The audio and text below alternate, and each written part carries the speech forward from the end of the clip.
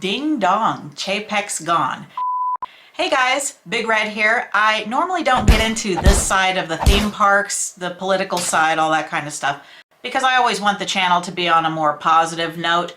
But at the same time, in this case, I believe that it's probably the most positive news that we've had in a very long time for Disney World, and that is Bob Chapek has been fired from Disney and Bob Iger is back. Now, he's only supposed to be back for about 2 years, or at least that's what they're saying right now. Who knows what will happen actually in 2 years. But we do know the history of Bob Iger. He's been with the company for over 40 years. He actually ran Disney for about 15 years. And we know how amazing it was, and it was definitely the happiest place on earth for so many of us. I was not part of Disney prior to Bob Iger taking over. I started going to Disney World back in 2011 was my first time, but I was immediately hooked. And I can definitely say that it was always our happiest place on earth for sure.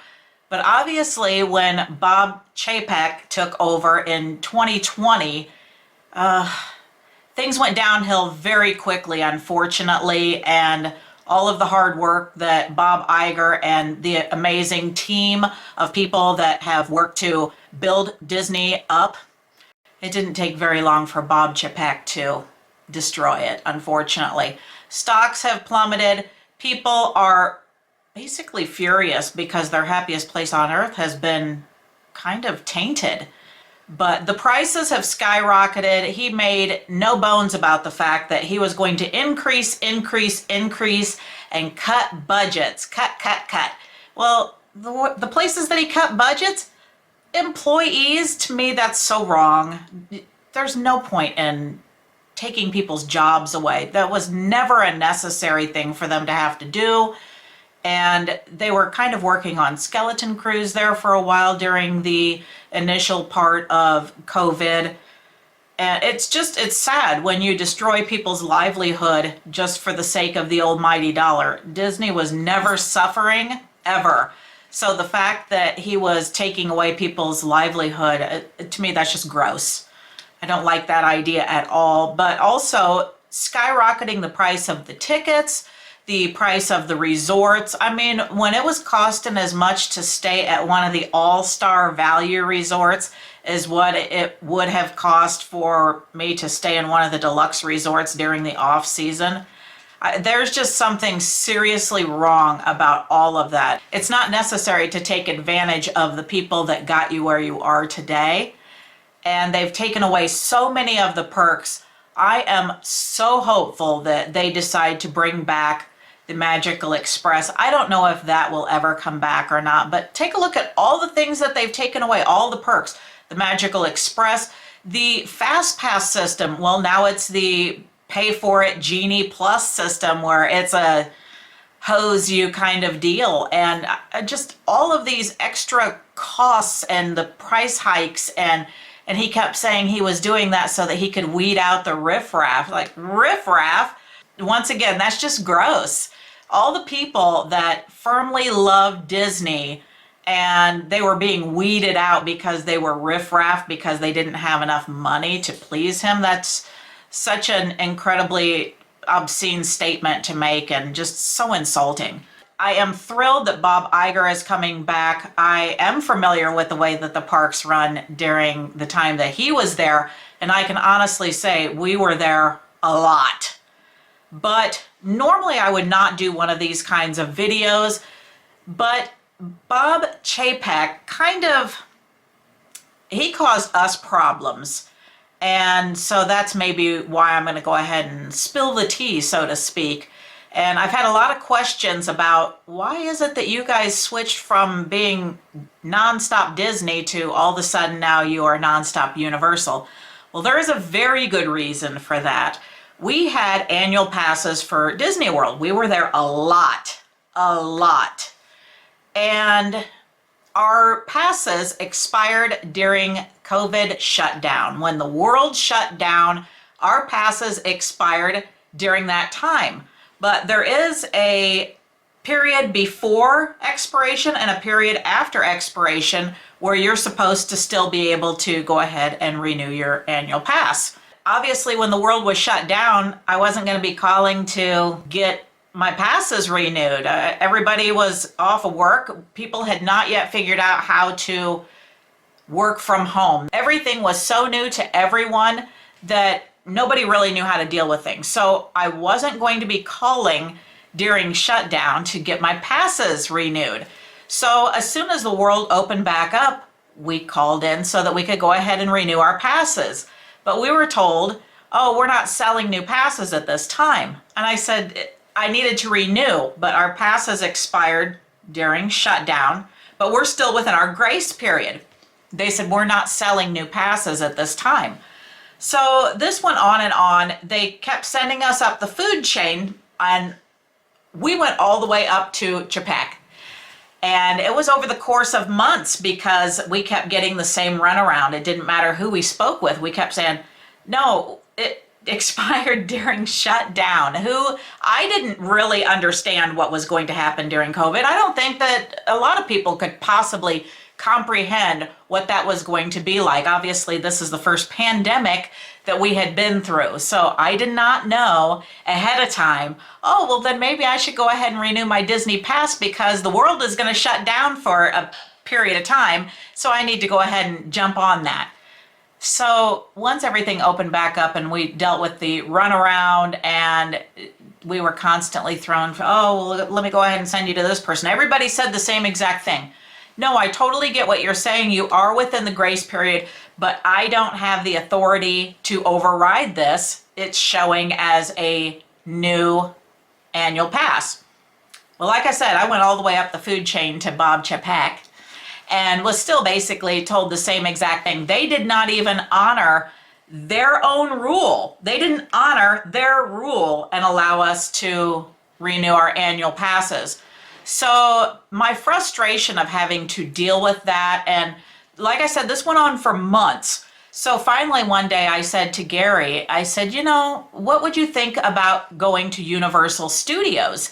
And he said, well, it's been years since I've been there, but I'm willing to go ahead and look into it and see what they have. So we started doing a lot of research on Universal Studios versus Disney World, and Universal Studios was more than happy to take our money. And so we were able to get an annual pass, and not only was we able to get an annual pass, but it was a 15-month annual pass. And the price of the resort hotels are a fraction of what they are for Disney. The park tickets, if you're buying individual park tickets, they're a fraction. The food options are way better at Universal. I mean, there was just all these things that seemed to be leading us in the direction of, yeah, maybe it's time to go ahead and just cut our losses with Disney World. If they don't want our money, Universal will be thankful to take it.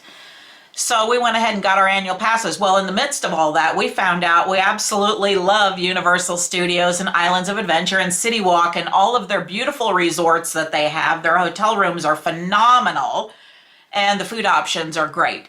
We have the best time when we're at Universal Studios and Islands of Adventure, but still in the back of our hearts, we still were missing Disney World because that has been, that's literally like our happy place on earth, just like so many other people across the world. You know, you go there and it's just a feeling that can't be described. So, so we have bought tickets and gone a little bit, but nothing like what we were, because now it would cost us $500 for the three of us to go to Disney World for the day. And that's not even with Park Hopper or anything. And before we had annual passes, so we stayed on property. They got our money for the resort hotel. They got our food money. We did the Park Hopper and stuff along with our annual pass. We had one of the premium annual passes so that we pretty much had everything that we wanted. But not only that, it wasn't just 2 or 3 of us coming at a time. Generally, it was a minimum of 2 or up to 6 people coming at a time. And the rest of my family, they did not have annual passes. So we were buying their park tickets. We were paying for their hotel room there on Disney property, all of their food, their souvenirs, all this stuff. So to me, it was not only just insulting as a Disney enthusiast, but also it was insulting because of the fact that we spent thousands and thousands of dollars every single year, like so many of you guys, going to Disney and taking our family there and making those magical memories that only Disney can provide. But we have found out since that not only Disney is providing those, but Universal Orlando provides them as well. So we've started taking our family there to Universal Orlando. But even so, we still want to continue going to Disney World as often as possible, and maybe now making our trips about half of one and half of the other, or something to that effect. But I'm thrilled to hear that Bob Iger is coming back, because I know that he is a man that will get things done. Not only is he concerned about the company making money, which it's never had a problem doing, by the way, but he's also concerned about the people who got them there.